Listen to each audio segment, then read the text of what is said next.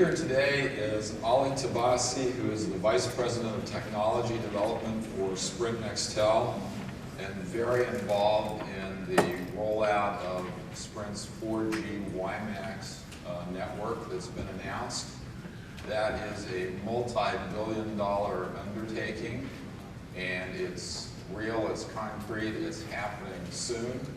You know there are a lot of developments in the works, but many of them are later or eventually or in the planning stages. This one is way past that. It's happening soon. It's going to be a big driver on business in the industry.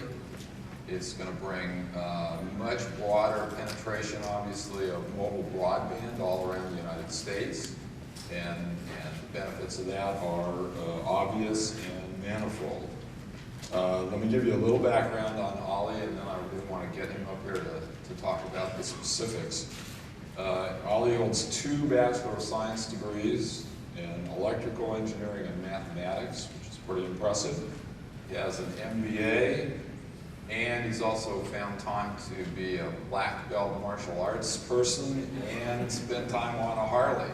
So I think that's a pretty varied and accomplished individual, and I'm happy to have him make the carrier keynote at this year's conference. Ali?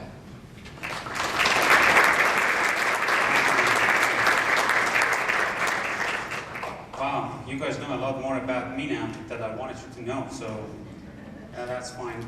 One of the logos I saw for Harley Davidson some time ago was we make people be afraid of accountants. Well, I'm not an accountant, I'm an engineer, so they're making people be afraid of me because when I get on my motorcycle. Let me go over what I'm trying to cover with you today. First of all, thank you for having me here to share our vision of what we are trying to do with our next generation technology. The most important slide that I'm going to share with you is Safe Harbor. If you guys can read fast because I'm changing it right now. Let me go over the company's vision, our 4G strategy, what technology we looked at to select mobile WiMAX as the outcome, and our plans for that. So that's the content of my presentation. Sprint is well positioned to be the leader in mobility services. If you look at the current assets that we have in our portfolio, we have innovative data product, very unique leader in the data services in the US, and continue to be the leader in that area. We have good amount of spectrum on different areas, be it our 800, 900 megahertz, 1.9 gigahertz, and 2.5 gigahertz spectrum. We have, not only we have the breadth of those, but we have a depth of the spectrum in many markets, and that enable us to deliver unique services unlike anyone else in this industry. In addition, we have over 50 million subscribers and growing, and those are the heavy users of our voice and data services, and continue utilizing the application services that we are offering to our consumer and enterprise services. Our global IP MPLS and national fiber and wireless networks are second to none. So they are basically the best in the industry. They deliver capabilities to enable us for delivering the unique mobility services and broadband services. I mentioned about our voice and data services we have, such as our push-to-talk, push-to-X services and data. And lastly, we have a very strong revenue growth in the industry and continue utilizing that for our build-out of our networks. Sprint Nextel is changing the paradigm of the telecommunication company to a communication and media distribution company and beyond. Our vision is to make a digital life simple, instant, enriching, and productive through a seamless and superior customer experience, through having an always-on network and product and services that can meet the challenges of converged services and converged life cycles. Our 4G wireless broadband strategy is to make Internet everywhere reality. You have heard about these many times, and we have worked very hard to make that a reality. From the time that you wake up in the morning, you need to have the connectivity. You may have heard Gary Forsey, our President and CEO, talk about third screen. If you recall, some of you guys like me that have some gray hair, in order for us to get entertained, or in order for us to get information, we had to go to places to receive those information or get entertainment. Theaters, movie theaters, live theaters was the first screen. With the advent of TVs and later on internet and computing platforms, you could be at home or office to get connected. But with the advent of wireless and wireless broadband, we can make the third screen and have it available everywhere. Seamless connectivity, seamless user experience over multi networks or multi products and services. And that's the vision that we are having to offer. I was talking to Keith earlier today. You know, what does that mean from an end user? Our middle son had his first football game yesterday, and unfortunately I was not able to attend that meeting, that game, because I was on my way here. Well, with the wireless broadband services, we can start generating end-user content and distributing it real time. What does that mean? My wife could have used our services and show me the real time, the times that my son is playing in the game, and I could be watching it wherever I am and get excited about the accomplishment that my son is making there. So that is an example of where we are going with internet everywhere and connectivity. Some of you may have heard about our announcement why we chose mobile WiMAX as our next generation 4G technology. We evaluated a lot of technologies. We down-selected those technologies to a few, to handful by early this year, and we continued evaluating the technology from performance, availability, timeline, ecosystem, capabilities, and scalability. And mobile WiMAX came ahead.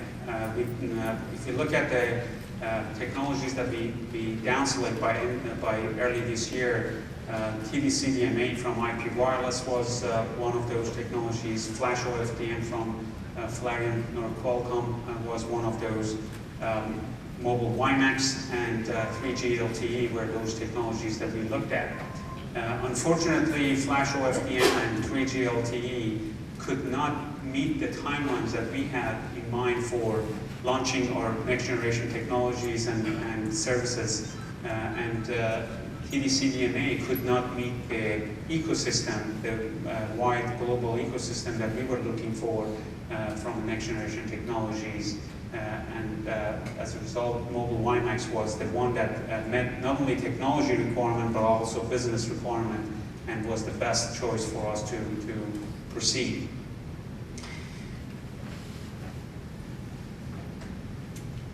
Other global brand names have joined us in the vision that we have for 4G wireless broadband mobility services.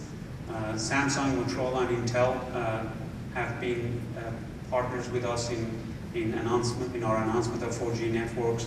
In addition to these, there are companies such as Ericsson, Nokia, Siemens, Nortel, LG, Alcatel-Lucent, and others are developing products and services and infrastructure on the multimedia products and consumer electronics. They will be there. In addition to that, other carriers, other large carriers such as Korean Telecom, British Telecom, Telecom Italy, and others are very interested in the mobile WiMAX technology and capabilities.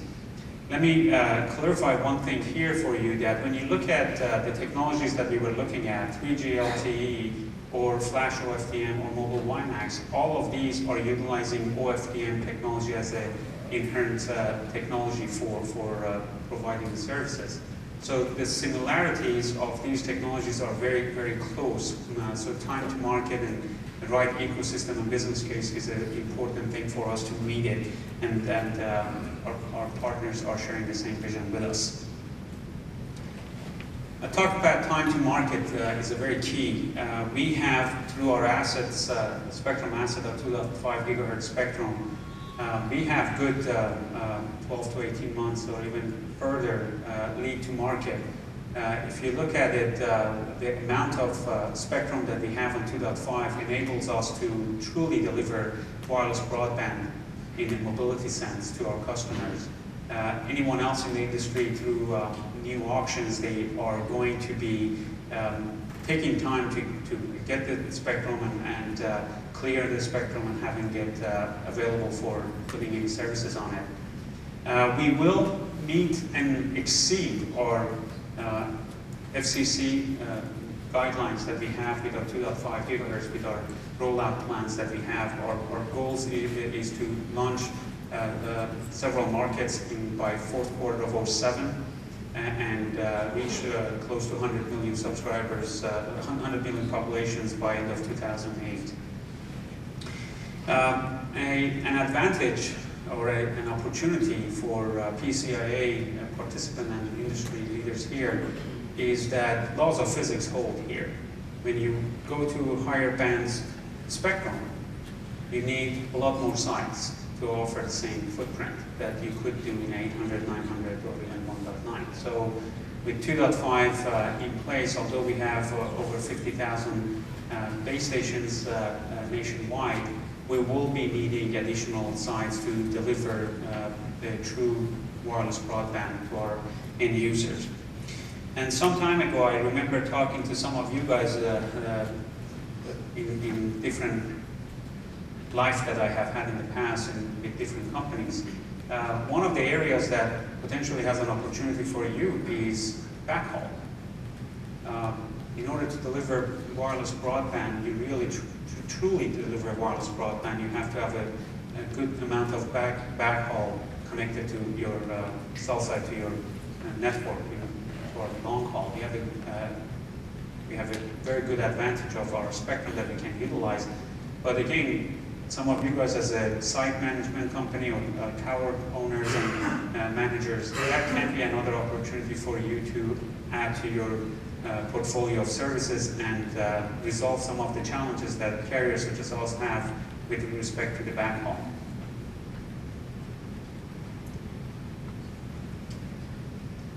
Sprint Nextel continues to build, leverage our existing asset and continue to build on the momentum of our existing systems. Let me go over the concept. We had some discussion last month in another panel that the technology that we have selected, is it 4G or is it 3.9G and others? So I use this slide to define it, why we call it 4G, and I think you can share the same vision with me.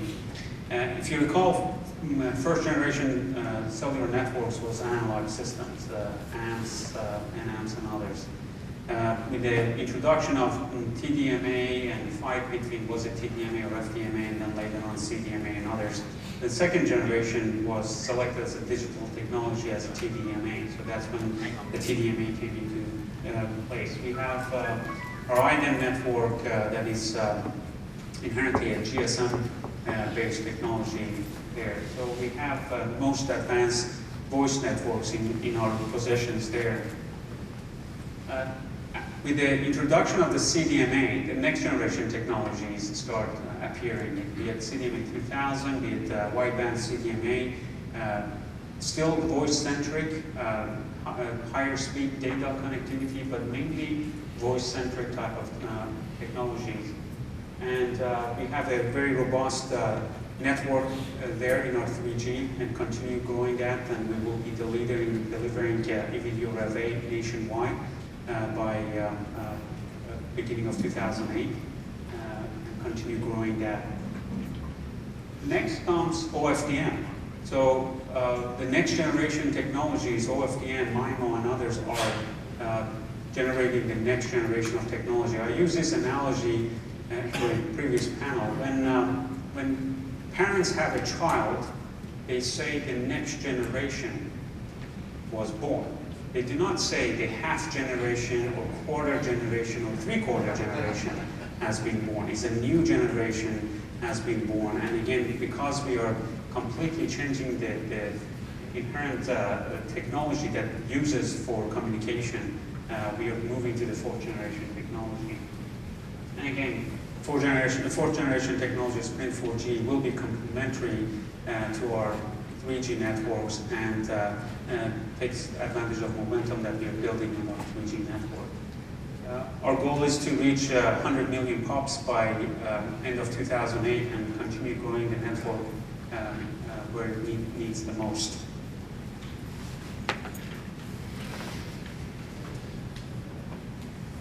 Our network leadership is building on our strengths, leveraging our assets, and continue delivering unique services.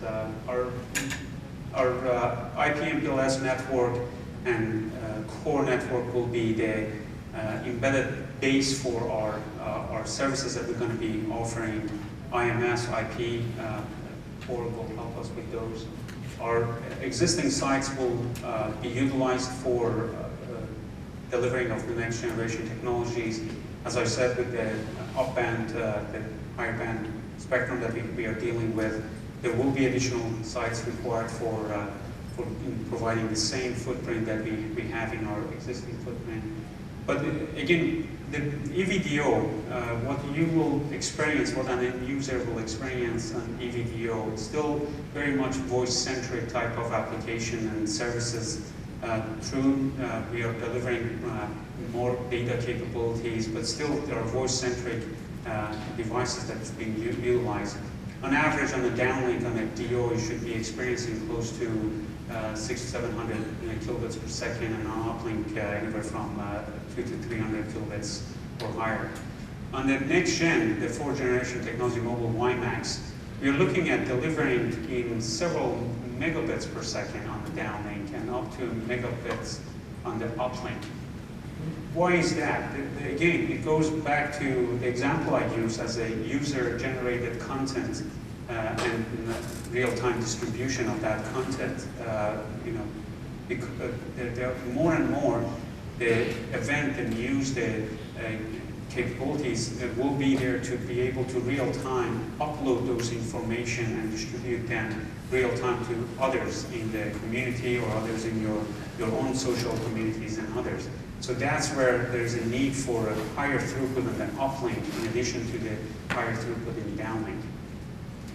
And again, the products and services that we're going to be utilizing is going to unlock the door for us to get into the new market segments of consumer electronics, embedded device, mobile computing, ultra-mobile PCs, gaming devices, entertainment devices, and others that already have built in that capability and easily can be connected to our network. In closing, we have the vision of being the leader in the mobility services. And we have built the ecosystem. We are working hard with our technology partners and other vendors to build the right ecosystem to deliver that vision. And through our leadership and expertise, we are uniquely positioned to change the way people communicate or the way the communication is being done in total. That concludes my presentation, and I'll take any questions you may have.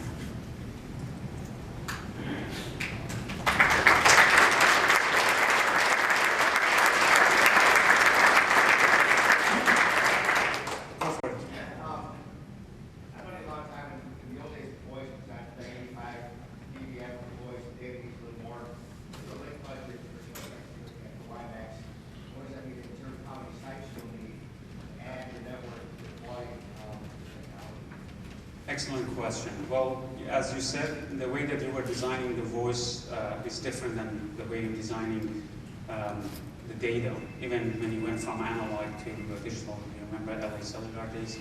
And so roughly, I think we will be needing close to 20 to 30,000 sites to meet the 100 million pop that we are talking about.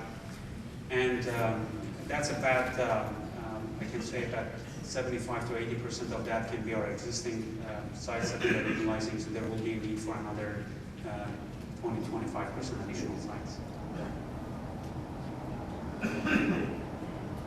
Yes? Yeah, how are you? I'm doing fine, how are you doing? Good. In terms of how the cell site is going to transition over time, are you going to be using existing antenna or replacing antennas with some sort of multi-frequency antenna? This one is going to happen at the actual tower. The electronics at the top of the tower program that. Can you give us some insight as to what that installation is going to look like? That would be appreciated. Excellent question. There are different models for the infrastructure exists within WiMAX, mobile WiMAX arena. There are some that they have active element that need to be close to the antenna, and actually the antenna itself has an active element in it. And some that they are very much similar to the existing telecommunication cellular techniques that you have antenna on the side, but the rest of electronics can go into the shelters. Depending on the antennas that we currently have on our sites, some antennas were wideband enough to support it all the way to 2.5 gigahertz spectrum, and some of them they don't. So we have to evaluate what our current site structures are and what current antenna we have up there and their capabilities, and possibly we may need to change those, especially if you want to utilize the MIMO techniques out there properly. So there will be some changes on that. But the size of the antenna will not change. And the quantity? Don't see those quantities change. You know, as technology evolves, the only thing that hasn't been able to cut up that fast is battery technologies, but other technologies have evolved to make it more robust and more compact to be able to deliver more service and efficiency with the same size and footprint and other stuff. So that's fine. Great question. Yes? You talked about your opportunity at 2.5, maybe contrast it a little bit to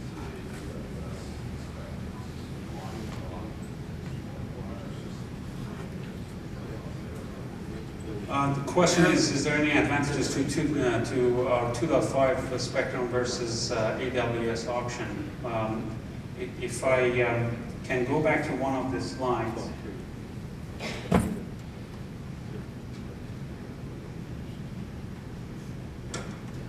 Although AWS auction occurs this year, this month is being concluded, the spectrum itself will not be nationwide available for anywhere between 12 to 36 months. I think that's going to be a major challenge for any existing operator or new operator that they have gone and acquired that spectrum itself. So there's a major advantage we have from the spectrum availability and clearance and to us compared to AWS. The other advantage that we have is the size of the quantity of the spectrum that we have in 2.5 versus what AWS auctions provide to those carriers. I think the nationwide, the licenses can be anywhere from 10 maximum, maybe get 2 licenses of 20 megahertz. Realistically, the wireless broadband capabilities that we are looking at is a 10 megahertz carrier for a channel. So if you get a 10 megahertz channel in AWS, that's just one carrier. So if you want to start offering broadband, you need a lot more than just 10 megahertz channel. But again, in 1.7 and 2.1, the carriers that they are utilizing those, they have someone's trying to dig through and get to AWS guys. Exactly. And so again, those guys currently, again, depending on what spectrum they were utilizing, if it's 800 spectrum to up-band to 1.7, 2.1, they need a lot more cell sites to offer the same footprint on that. Yes.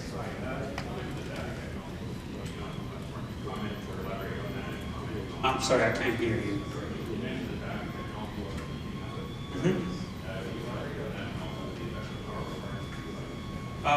Well, again, if you look at the battery technologies, what's the first thing that anyone that utilizes consumer electronics or handheld devices or anything like that is worried about?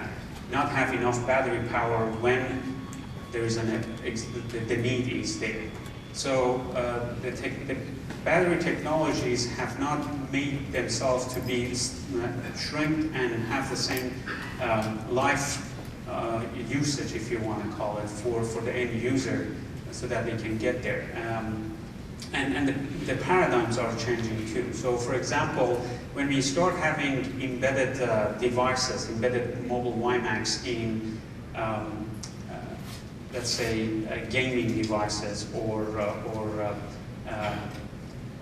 digital cameras or in that, the way that the end user are utilizing those, they use it, they turn it off, they do not put it to be charged unless they are avid users like my son, that he makes sure his cell phone and personal PlayStation is charged all the time. But other than that, the behavior needs to be there to make sure that the battery is fully charged. So there are technologies we are utilizing, that we are looking at. There are ways we are looking to see how we can extend the life of the batteries and how can we take advantage of the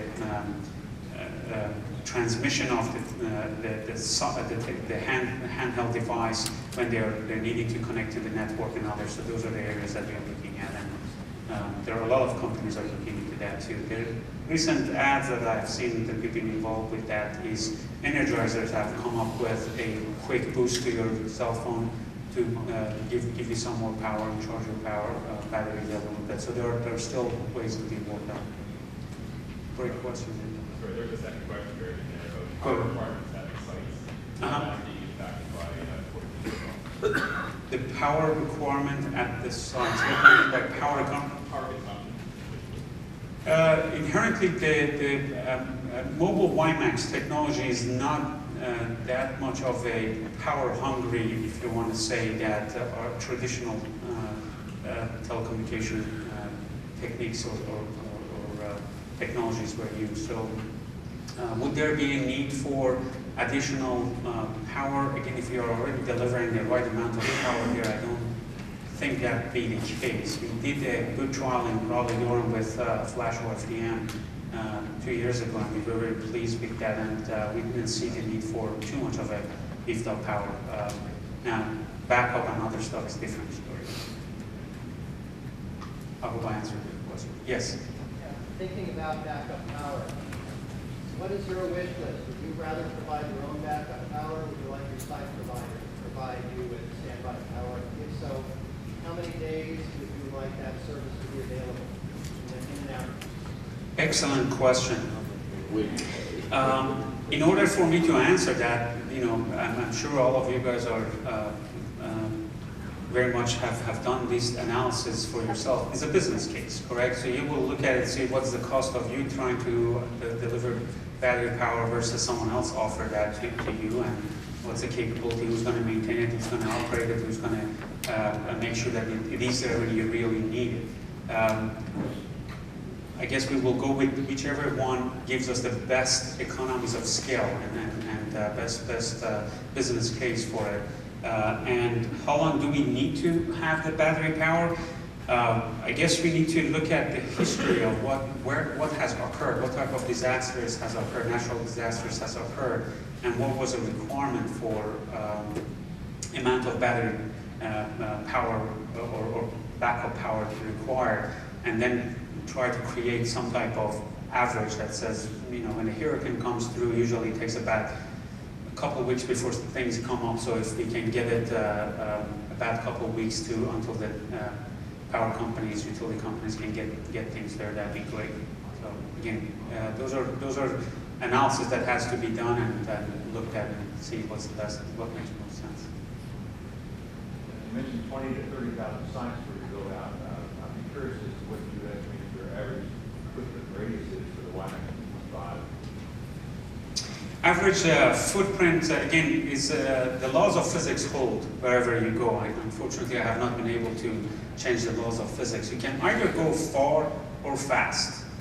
You can't do both, unless you are completely changing the whole laws of physics. So as a result of that, I think if you really truly want to offer true wireless broadband in the magnitudes of 3 to 5 megabits per second in the downlink and 1 meg in the uplink, the average cell site will be anywhere close to a mile and a half maximum if we can get there. Again, depending on the topology, depending on the morphology and the land use that exists there, so things change. But on average, about a mile to 1 mile. The backhaul,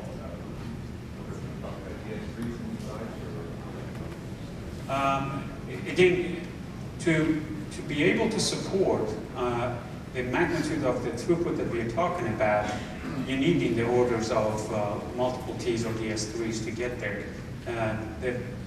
What we are looking at are techniques that how we can utilize our own spectrum, even our 2.5 spectrum, as methods for a backhaul, even the WiMAX technology as a backhaul, or any other type of technologies that exist for the backhaul, and be able to throttle it when the needs arise there. Unfortunately, if you go get DS3, it sits there until the usage be built up on it, but you want to have the mechanism in place to be able to throttle it when it needs.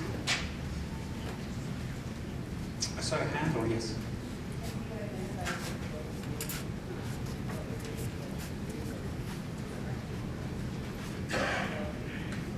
Have we developed our build plan? Yes, we have. Again, if you look at any wireless operator, they usually go to where it makes most sense to deliver that service. So you can estimate the top 100 markets will be the one that we're going to go after first. Any other questions? Well, thank you very much.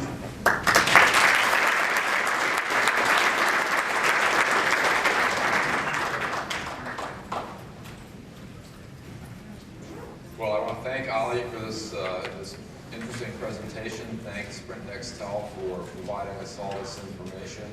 Once again, thank Message Center Management for sponsoring this session.